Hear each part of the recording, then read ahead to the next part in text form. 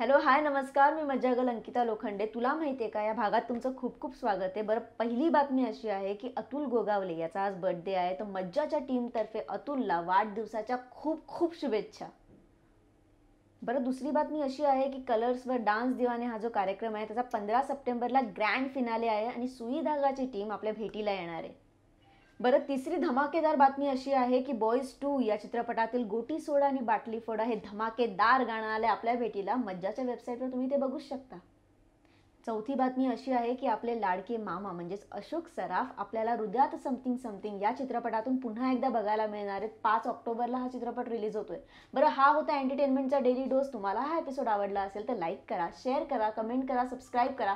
हा व्हिडिओ परत बघायला विसरू नका. तोपर्यंत मी मज्जागल अंकिता घेते तुमचा निरोप. Bye bye.